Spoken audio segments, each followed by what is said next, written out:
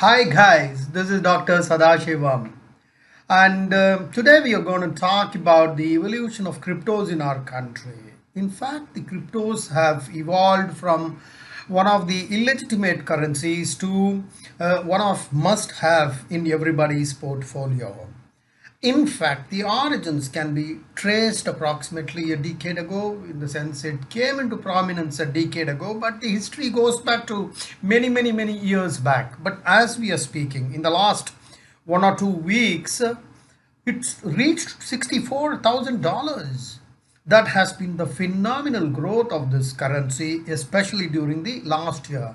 And all of us know that Elon Musk had given a statement that they will start accepting bitcoins, and he had bought bitcoins worth billions of dollars, and all of that has given a big push to cryptocurrency. And we will be looking at some details. More than 7 million Indians have exposure to this currency.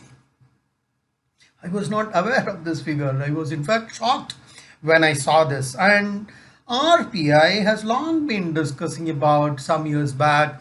They had even announced that it is not allowed in our country. This currency is not recognized. Lot of uncertainty as far as the RBI stand is concerned. But at the same time, if you look at the recent trends, the government is not very particular in saying that it's not accepted. The government is, in fact, trying to regulate this currency by putting in some rules and regulations, because that is what is done by most of the emerging countries in the world. Okay, so there is a lot of uncertainty around cryptocurrencies. So we need to look at what kind of losses are there, what kind of risk needs to be taken, how should one navigate, to make money through cryptocurrencies, and we shouldn't miss that opportunity. Of course, in the backdrop of government not taking any specific stand on the subject. Now, if you look at the Indian market size, more than 10 million crypto accounts have been opened. They may not be operating much, but so many accounts are there, and 50 to 70% people have crypto in their portfolios. I wasn't aware of that till I came through this program in CNBC. But if you look at the average portfolio, it's somewhere around $1,000. That's what the experts have to say. It came from CNBC approximately. It's around $1,000. People are willing to put that on stake, because $1,000 means 70, 80,000. And if you look at the profile of people who are showing interest in this currency, most of them are retail investors. We are yet to know of any institution which are willing to put money in a big way, but experts feel that lots of institutions will come into it once the government provides some kind of a clarity. So if you look at the segment of people who show interest in this Bitcoin, most of them are professional, risk-taking people who are tech savvy, because they travel outside the country. They talk about success stories of Bitcoin in other parts of the country and other parts of the world. Elon Musk has made huge investments into cryptocurrencies, and all that has come as a short. And they will be accepting bitcoins as a booking for Tesla cars. So all that has created kind of buzz, and it kind of interest. And let's see how all these pan out in the days and months to come. So typically, if you look at the age group of people, it's somewhere between 30 to 40. Those guys are willing to take risks. They consider something very different from the traditional form of investing. These guys are professionals. They have good savings power, purchasing power. They don't mind taking risks. They want some kind of additional income, non-conventional ways of creating wealth, and they are willing to put their stakes on cryptocurrency. So what happens is there are so many cryptocurrencies in the market, but all of us know about Ethereum, Bitcoin, and couple of them. But there are more than 5,000 cryptocurrencies in the world. Just like we have large cap, mid cap, small cap, you've got so many such cryptocurrencies in the world, of course. But most famous ones are, as we said, your Ethereum, your Dash coin, your Bitcoins, Doji coins. Very few of them. There's one which is open, but I'm forgetting the name of that. like we have in stock trading, many trading platforms. People can trade through various platforms.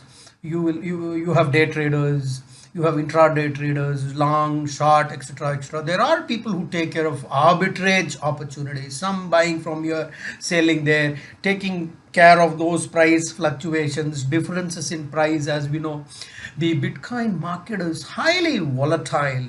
The cryptocurrency market, I mean, is highly volatile because every single news affects the price in a major way. Okay, but if you look at the returns to gains, it is huge. It's going to be the next kind of a revolution, something like an internet revolution, huge amount of money to be made. And let's see how this has progressed in the last 10 years. 2011 it was $10, $70 little, and it became $1,000 in 2013. In 2017 it was 13,000, 13 times increase. 2020 it was 30,000. Between 2017 and 2020, 30,000, and now we are at 64,000. Okay, today it could be slightly less, 60,000, 58,000, but it has touched 64,000. So people do not want to miss this buzz.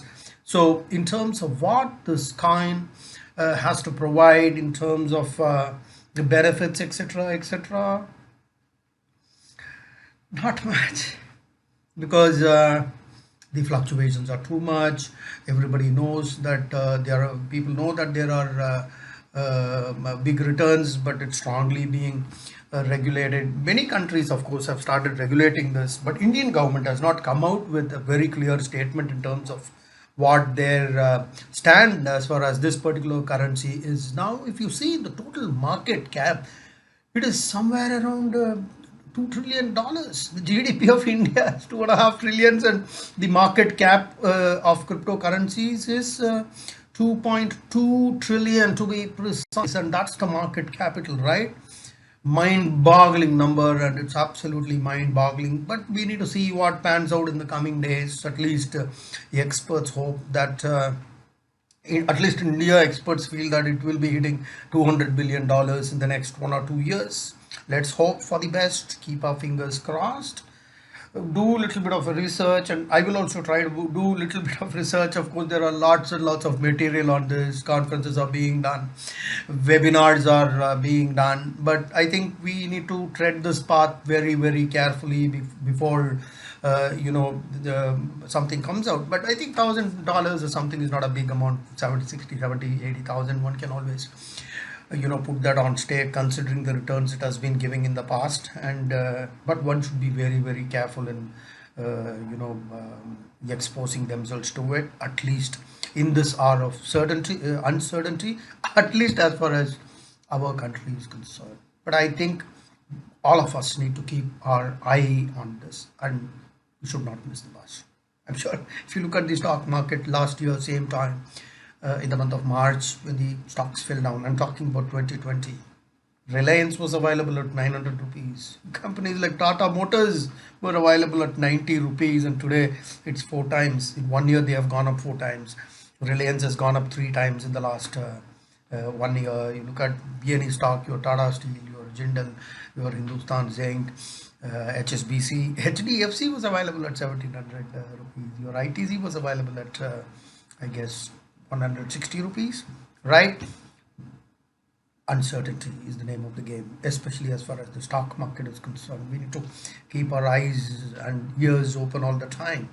So that's fine, But at least my request to each one of you is to keep your eye on cryptocurrency, not without making investments, because till such time it's regulated by the government, one cannot expose ourselves too much. But keep an eye on that. I will keep coming with more and more stories on this. You can also go through the other reading material and then come to a decision. But one thing is, we shouldn't miss this bus.